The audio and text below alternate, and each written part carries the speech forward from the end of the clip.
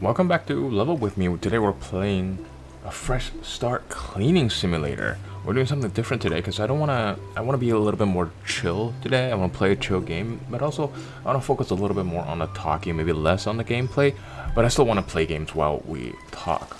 Alright, so here's the deal. I watched this video. I believe the video is called I can't remember what it's called, but it was a girl. Basically, she was talking about how she followed her passion and got an art degree, and now she's 32 and unemployed. And of course, she's talking about art, doing 3D stuff, you know. And I kind of work in the industry, so it kind of resonated with me, and I felt like I have maybe something to talk about for a situation like this, because I've experienced all of this stuff myself multiple times, not just once. Not just twice, not even 3 times, but 4 times. 4 times I've lost my job. And, well, the first time it's not exactly lost my job, but 4 times I've experienced joblessness, I guess. And the first time was the worst time. Well, so far, anyway. That's when I first graduated, right? So I think I want to talk about it so that you can understand my perspective and where I'm coming from. And also my, experiences, I think, helps with explaining what I'm about to say later. But first, because I graduated in 2008, so far my career has been 15 years long, or 16 years or so. But the first job took me a year before I find my first job. Because when I graduated in 2008, the economy was kind of bad and everything's terrible and not much is going on. But of course, I wasn't old enough to understand. I think I was like 19 at the time, so I didn't know what the hell was going on. You know, I thought I was just terrible. Granted, I probably was terrible, you know? So it's not exactly something like I can say definitively that it is indeed the economy's fault that I don't have a job. What I did was I ended up spending a little bit more time working on my own project, improving my skills, and eventually I was able to land a job through somebody from school that I knew. So this guy I was classmates with, and he was working at a company at the time, and that company was looking for people, and it just happens that he recommended me, and then I got my first job. That was honestly extremely lucky.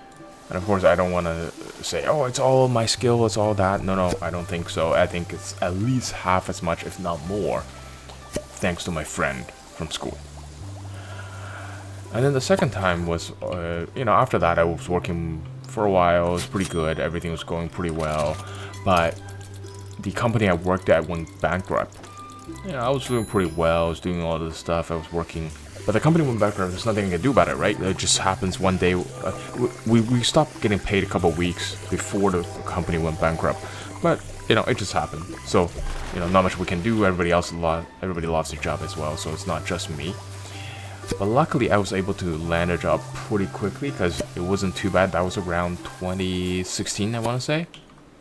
So everything was going pretty well. It wasn't too bad. It wasn't like a bad economy situation. So everything was fairly normal.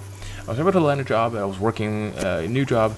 And in fact, it was pretty lucky that I got a new job because that's where I learned Houdini, which was a pretty important skill to have, pretty important software to know, especially in my line of work. And then after that, a couple years of everything's went well, everything's going pretty well.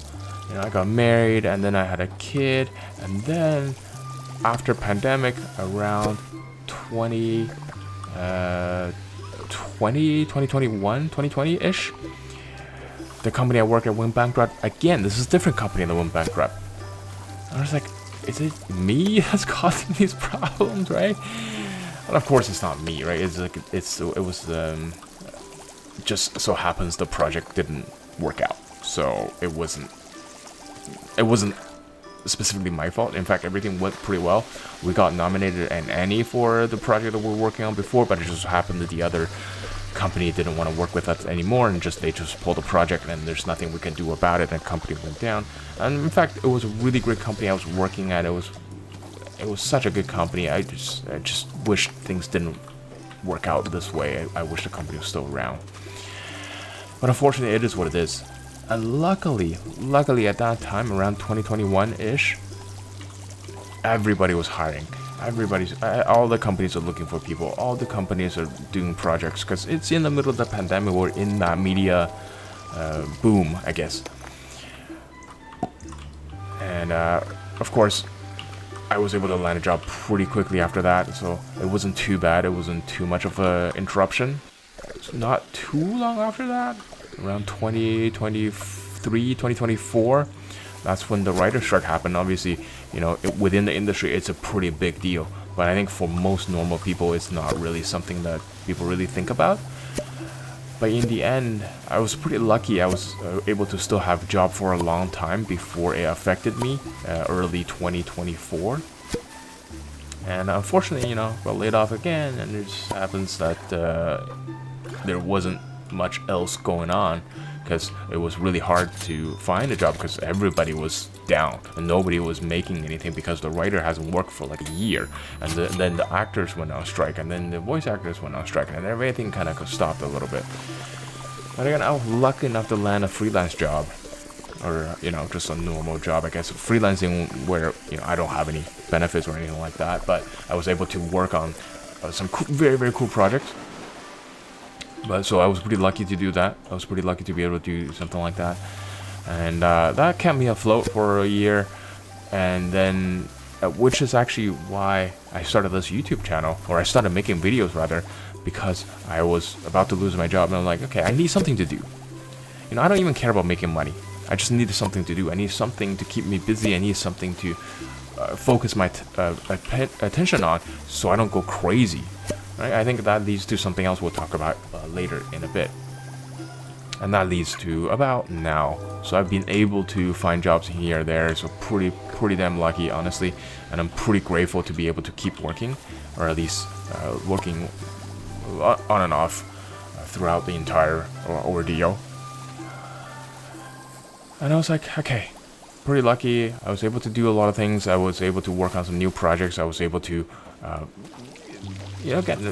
work with a company I've always wanted to work at ever since I entered this industry.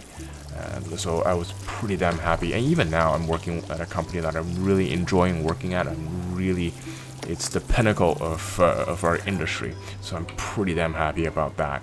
And I just feel like every time that something bad happens, it kind of leads to something good. So what I wanted to really think about is, there's nothing we can do. Right? There's nothing we can do in the broader sense of the world. We can't control what Hollywood does. We can't control the world. It's just not just in the VFX industry, but like for anybody, right? There's not much we can do about the economy. If Trump wants to put a tariff on something, there's literally nothing we can do about it, because we cannot control what Trump does. But we can always control what we do, right? How we react to the situation, and what do we do about it. And I think that comes into the idea of circle of influence and circle of concern. So, a lot of things are in our circle of concern, but our circle of influence is much, much smaller. So what we want to do is focus on the circle of influence, where we can actually make a real change. And we'll talk about that in a bit. But also in the video, the girl talked about having to do some really terrible work. Like the work is not that great, and she did not enjoy working on it.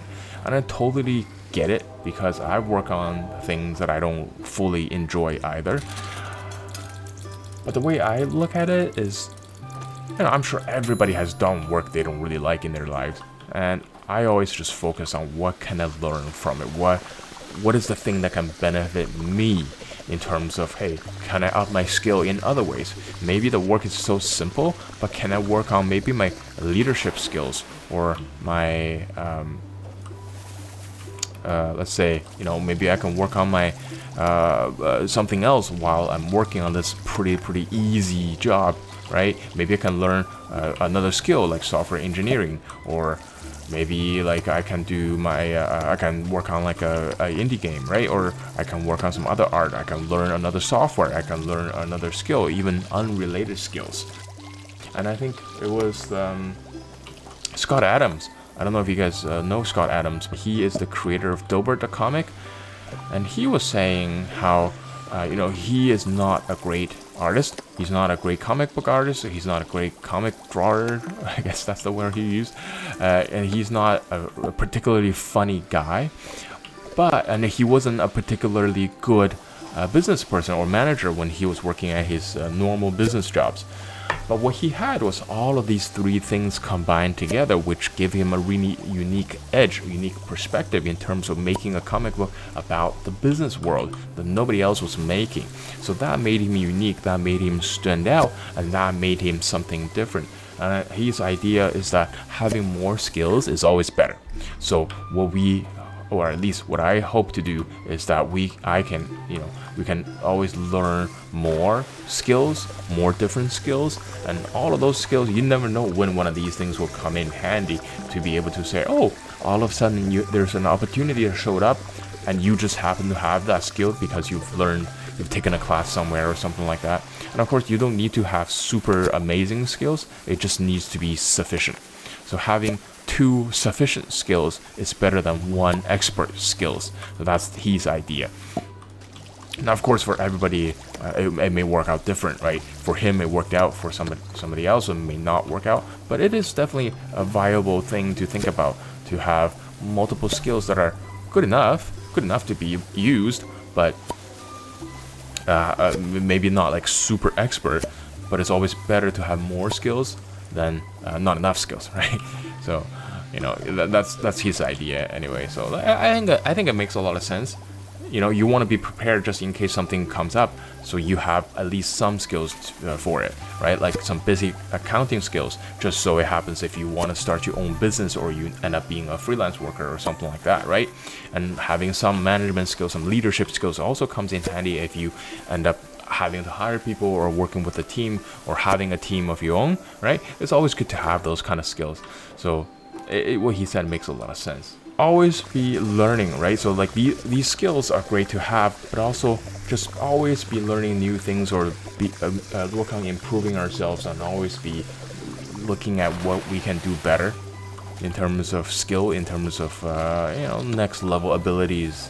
And what they say, always level up your skills and things like that. And I also feel like I just need to keep on improving. Being a professional, a quote-unquote professional, right, is sometimes to do things you don't like because you have to. Unfortunately, that's just how it is. And again, I'm pretty sure everybody, like if you work customer service, you know what it's like. It's like people say the weirdest shit, have the craziest requests, but you gotta try to do what you can to make sure the customer is happy, right? And that's just how it is, unfortunately. And of course, same thing in our line of work. And I remember I was interviewing for this job. It was like a kids show, and I've had quite a lot of experience working on much quote-unquote better, bigger projects. And they asked me like, why do you want to work here, right? What is? It seems doesn't match your skills. Why do you want to work here? Oh, well, obviously I wanted the job. Of course, I need to get paid. But I didn't tell them that, right? What I said was that I like doing different things, because I know different things have different challenges. Even though this thing may not be what I want to do, may not be as glamorous as something else, or maybe may not be, in fact, it may not even be as interesting as something else, but there's always something we can learn from it. There's always something I can learn from it. There's always like, so I always think in that kind of sense where what can I learn from it? What can I gain, not only monetarily, but just what can I gain skill-wise, especially skill-wise, because skill stays with you, right? Nobody can take away your skills. They can take away your money, they can take away everything you own, but what you've learned in your head, nobody can take away. So that's something I really want to focus on. Okay, can we fix this? Yes. What is it? Yay, there it is. Now you want 3 of those fish things? Okay. Cat, you want a lot of things, don't you? But anyway, yeah, so I've experienced this stuff multiple times, so watching her video really resonated. It spoke to me a little bit. Like I said, again, in the same industry, I know what she feels like. I've been there, I've felt the same way. And in fact, even now, every day, I worry about what I'm going to do later. But you know, I'm always focusing on, okay, what can I do? I'm fortunate in many ways. So everybody's situation is different. It may not be working out the same way for everybody, and of course, everybody needs their own path, so to speak, right? But I think we're always looking at the positive side. And also for me, every time I lost my job, I've managed to land better than I was before. So I have this sense of, what would you say, hope, I guess, that I will end up better than before. And I'm hoping that stays true. And I think one of the things is that what you put out, right? Your attitude begets the return. So if you have a really good attitude towards something, you'll probably end up being getting a pretty good result coming back. And of course, people want to be around people who are positive, who are constructive, who are hopeful, really. I think people like having hope, and sometimes it's hard. It really is hard. It's like when you're looking at down the barrel of a gun, or when you're looking at an empty pantry, or you're looking at how you're gonna pay your next mortgage. It's hard to be optimistic. It's hard to be hopeful. What are you gonna do for next meal? You don't know. How can you possibly be hopeful during that kind of situation, right? And it makes sense. It makes sense because it's hard. And especially the way the economies are going now, nobody's know what's going to happen tomorrow, right? With the AI coming out, how many jobs is that going to replace? And even the tech workers, right? They used to be like, oh yeah, just go learn computer science, go to Google, work at Google, and you're set for the rest of your life. Maybe not so much now, right? It's laying off tens, 20,000s of jobs. So it's not really something that only the few experiences. It's now a common thing for people to worry about their jobs, even if they're highly skilled, or they're very good, or they used to have what was thought of as a path to get rich, right? Like tech jobs, it used to be, hey, do you want to make money? You want to make a lot of money? Learn how to code, right? That was the job to get. Now, not so much. And it's not even their fault, right? It's not the software engineer's fault. They weren't the one that all of a sudden forgot how to program. They weren't the ones that all of a sudden stopped writing code, right? It wasn't that. It was just everything else changed around them. And I come back to the circle of influence versus the circle of concern, right?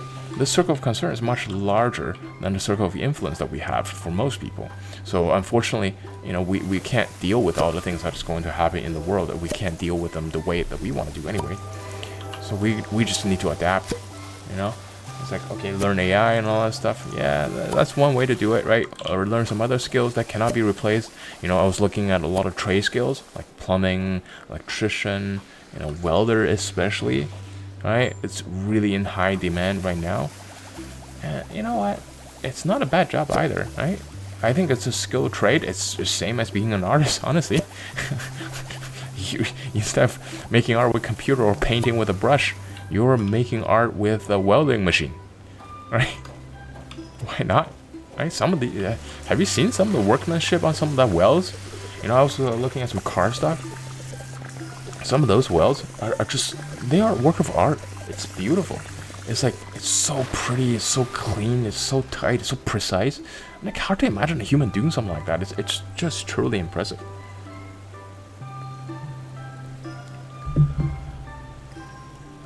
Okay, what do we do now? Yeah, and also like in my other journey, so I started weightlifting about 2 years ago. So I started doing that on my 24th birthday.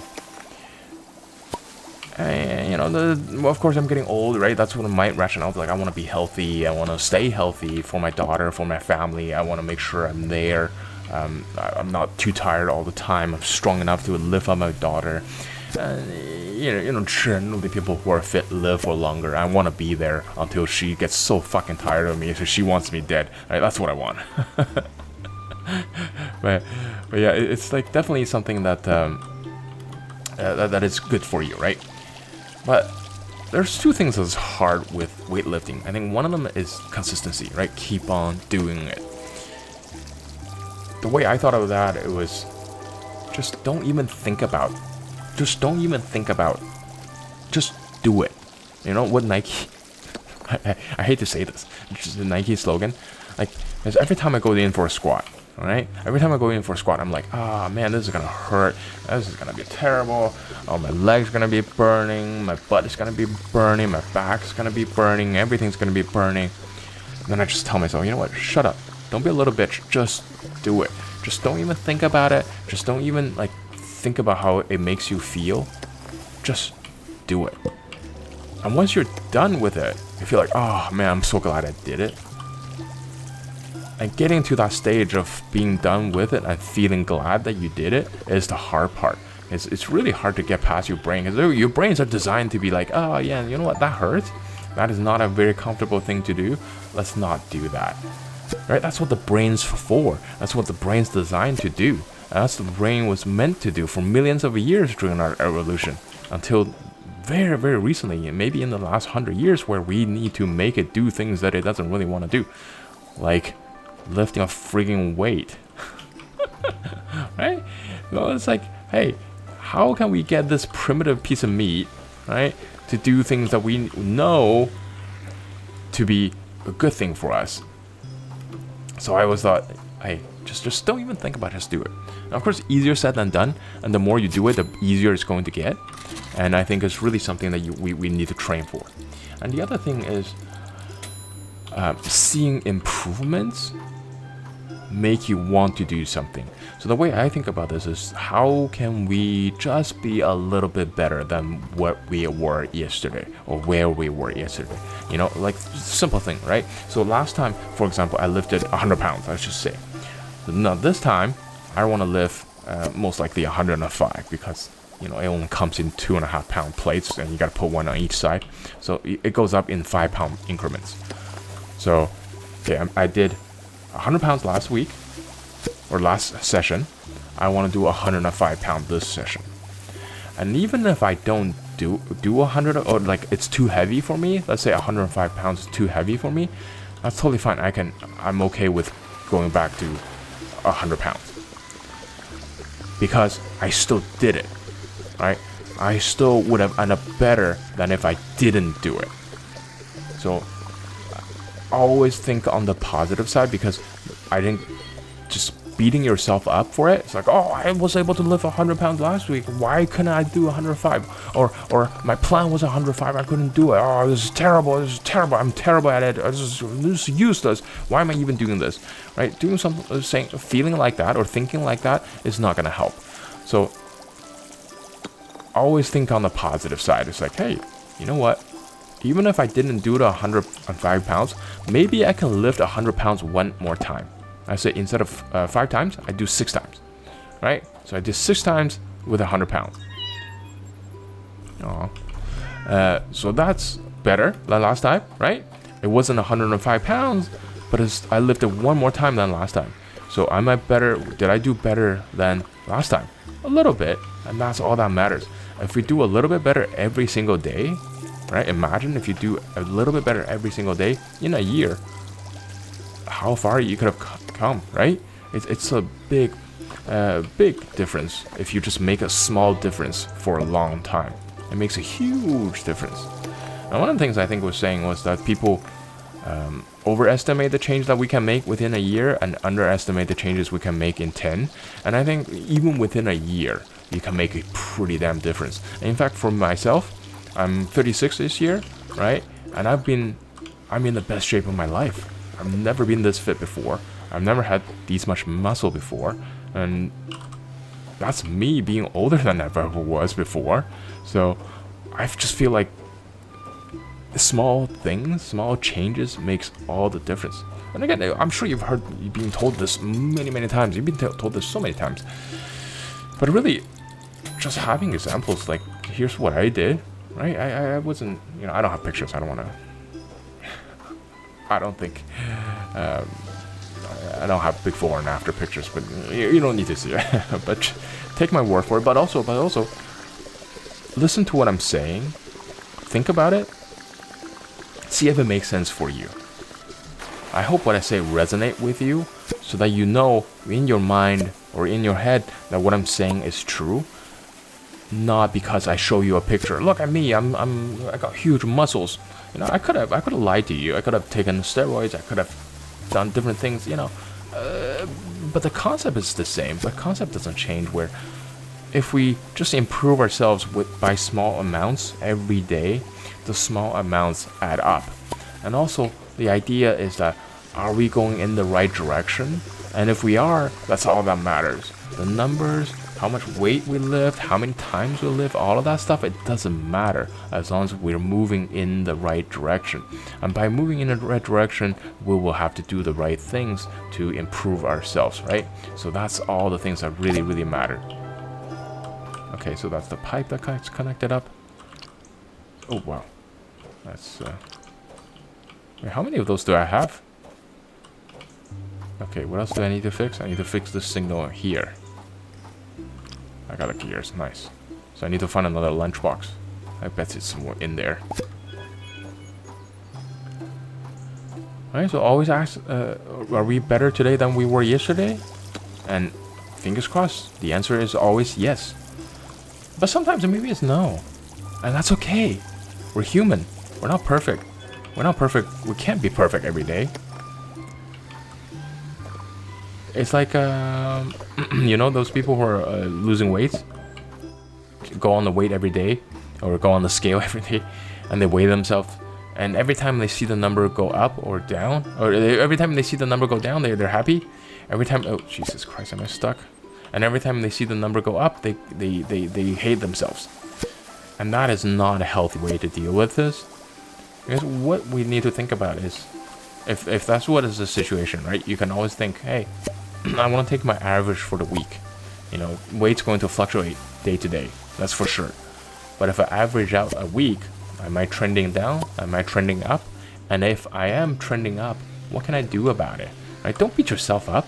Don't go like, oh, I hate myself. I've done something wrong, or I've killed somebody or something like that. Right? Don't feel like that. But like always think, hey, okay, if my weight is going up, so that's not where I want to be. What did I do? What can I change? What are the things I've done wrong this week that made me gain weight? What am I going to do next week?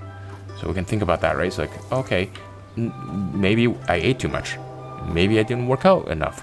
Maybe I need to do more cardio.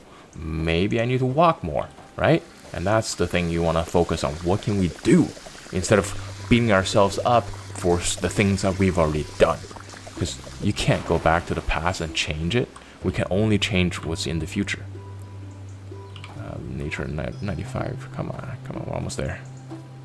Do we have a... yeah. So yeah, again, if we just do a little bit better every single day, we will make a huge difference over the long run. And I think that's the really important thing to think about, is that small things over time adds up, and it adds up quickly. And it's like the same way that we should think about investing. We invest a little bit now, we'll pay dividends in the future. And if we don't start now, we will regret not starting in the future. So, you know, do we want to live with regret for the rest of our lives? I don't think so. I don't think anybody wants to live with regret. But unfortunately, if we don't think, what can we do now? It's gonna be hard. So yeah, so I was thinking like, you know, it's just interesting to watch a video like that, because getting a different perspective is really hard. Because we ourselves, we kind of lock inside our heads. There's not much we can do about that. We don't really, we think in the way we think. So it's hard to get another perspective in our heads. But it's good to look at videos. That's why I think videos are very interesting, or at least nowadays, because people make a lot of videos and just showing what they think. And this one just happened to resonate with me because we're kind of in the same boat, and I've experienced a lot too. I think she says she's 32. I'm 36, a little bit older, but I think I started my career a little bit earlier than she did, maybe. But I always knew that's what I wanted to do. And my mom always wanted me to become an accountant. And I was like, oh man, I don't know if that's what I wanted to do. Now granted, maybe it's good to actually have a stable job, but I also don't want to be the one that wake up and be like, hey, I hate my job. You know, nowadays I'm working every day. I wake up. It's like, okay, I get to work on stuff. I get to go to work. It's going to be challenging. It's going to be difficult. It's going to be hard. But I get to wake up and do something I like, do something I love, and that's worth a lot for me. And I'm lucky enough that where my life situation is pretty good. So it's really, I'm extremely fortunate. I know that, and we're all fortunate in many ways. You know, a loving family, you know, a great child, good friends, health. I'm sure we're lucky in some way. We're not all lucky in all the ways, but we're lucky in some ways. Look at those, right? Look at the lucky stuff. Look at the good stuff, and be grateful for it. Be grateful for what you have. Don't just focus on what's not there. Focus on what's there, and enjoy what's there, and also cherish what's there. I think that's something I learned, well, fairly recently, really. Maybe within the last 5-10 years. To really just focus on what you already have. Make what you already have better. Don't focus on, oh, how can I get more things, more new things? And especially nowadays with consumerism so rampant and people on TikTok or whatever comparing themselves. Oh, look, I have this luxury watch. I have this luxury car. Oh, I have this luxury clothes, whatever. Do we really need that? Nobody needs that. Especially not in this economy. How can you afford it, right? That's the more interesting question. How can you afford it? Like, I would love to buy a new car every day. I just can't afford it. But do you need it to be happy? I don't think so. And just feeling more control in our lives, I think that's really helpful. I think that's the thing to focus on. Just focus on what's the circle of your circle of influence versus your circle of concern. The circle of concern is great. Yeah, keep that around. Make sure you pay attention to the news and all that stuff that could potentially affect us, right? Affect you, like elections and whatnot. But don't let it affect you so much where it takes over your life, right? The more you pay attention to these news items, the more you pay attention to things that you couldn't control, the worse you'll feel, because the less control you'll feel over your life. You'll feel like there's nothing I can do. Everything's terrible. Everybody's out to get me. But if you focus on things that you can do, I think it really helps, because it gives you something to do. That's number one. And number two, it makes you feel like you make a difference. And I think, I can't remember where I read this, but like the number one indicator for job satisfaction is the fact that the people feel like they've made a difference. It's not how much money they made, it's not how much money they're going to get, and it's not how prestigious the job is, right? So, oh, a big time CEO, you think they feel better? Maybe not. But it's the people actually know that they're making a difference. You know, those people, I was watching another video, some guy in, I can't remember what city it was, like Philadelphia, I think. They're doing some community outreach work in one of the streets where they have, Kensington Street, I think. A huge amount of drug problems, drug and crime, and children being left out, you know, just children not getting any help.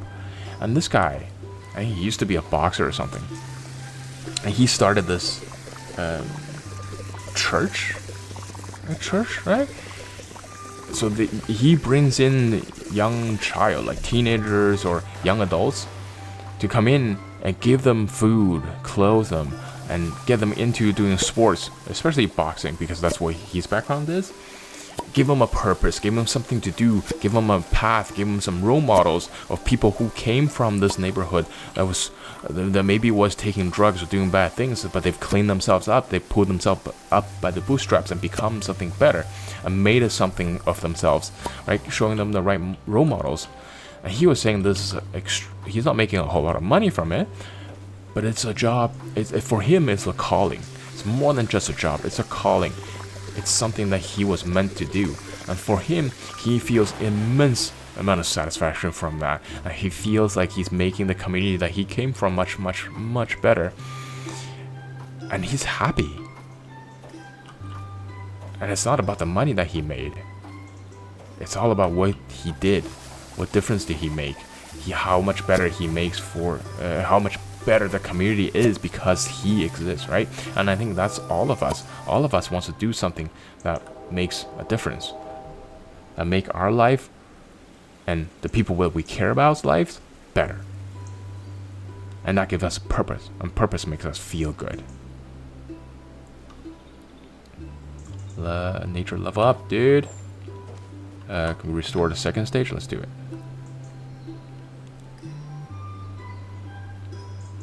Oh, the birds are back. That's so cool.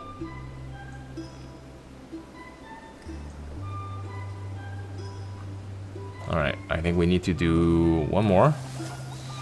Can we water these guys? Yes. 95%, hell yeah. Let's do it. I'm gonna clean this up, hold on. It's just a dark void. Can I go in there?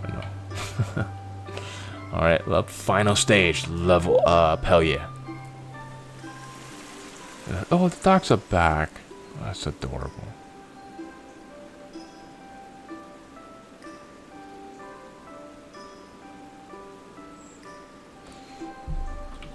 So, can we finish up all of these trees? Can we spray the rabbit? Oh, shh. The rabbit's gone. No. Damn it, I've killed the rabbit. I hope... Oh, he's back. Okay, good. Damn it. That's not what I meant to do. I didn't want to hurt the bird. Alright, conductor's hat. Alright, let's give that to the cat. I bet the cat wants it. Can we get the hat to the duck? Can we touch the duck? Oh, I can pet the duck. Hell yeah. Can we pet the rabbit? Oh yeah. Just a disconnected hand pops up and pets the duck. Can we talk to the cat? Hey cat, what you got? What you got for me? What you got? Yes. Hell yeah. Can we pet it? Yes. Yes. Oh, it's purring. Listen to that. That's great. I don't have any pets, but I think pets are great. Other people's pets are great. The ones I don't have to deal with. Alright, cat. Get pet. Hell yeah. Alright, what do we do? Let's go. Let's go finish up this level. I'm gonna call it a day. Yeah, let me know what you think. Let me know how you feel about all of this stuff. Oh, yeah, the girl? I think she's got it. You know, I don't have it for YouTube, dude. I just make these videos because I need somewhere to vent. But I think she's definitely... Can I stand on the track? I think she's definitely got it. She's got the looks. She's got the charisma. She's got the humor. She's got all the things. I'll link it in the comments if you want to give it a watch. Can I click on this? Congratulations, the nature's restored and you can travel to the next location. Would you like to do so now? I'll do that afterwards. But yeah. Hope you had a good time. Hope you learned something. And if there's anything you want me to talk about or any questions or anything like that, feel free to leave it in the comments. And yeah, take care of yourselves and take care of anybody you can. And see you guys next time. Take care. Bye. Thank you for your help.